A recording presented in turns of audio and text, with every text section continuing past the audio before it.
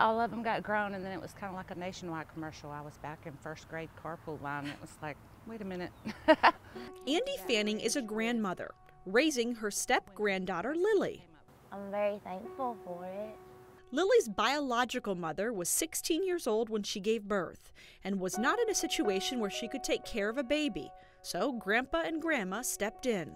Like, I was in the car with them because I was supposed to go home with my mom, and my mom was late, and that my mom was like drunk or something like that, and my granddad didn't like it, and so he just took me with them, and then they went and got custody of me.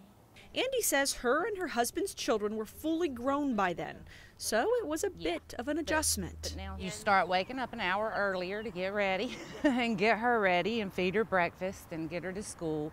At the time we were living in Gardendale, and she was going to school at Vestavia East. So we had to, for a year, basically leave an hour early to get her to school on time, which was convenient because I worked across the street from Vestavia East at the time.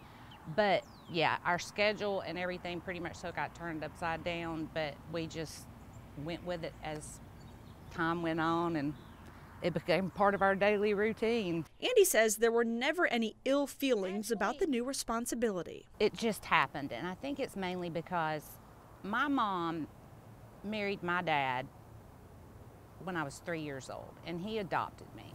And basically he showed me that you can raise children that aren't your own just like they are your own. And he did that for me. So really, I think I learned through him to just take responsibility for her, because the day she was born, I fell in love with her. And so it was like God placed her to me for some reason. I have no idea why, but I'm glad that he did. And as the years passed, it never really was an issue. Oddly enough, though, most people who are my age have children this age. And people automatically assume that she's mine because she looks just like my husband. Yeah. But nobody ever really puts it together that she's my step-granddaughter. I mean, even though she does call me Mama, I have to explain that to people at times. Yeah. But really, unless you really know us, everybody thinks she's ours.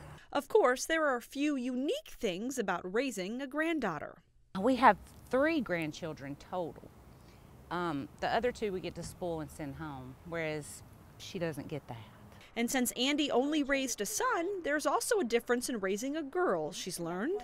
The challenge is keeping her grades straight and her activities, because she's into travel ball and a lot of different things that we do daily. But challenge-wise, I think the biggest challenge is keeping her in check. But Andy says the joy and love she gets from raising Lily outweighs any obstacles. Just being with her every day. She's a great kid.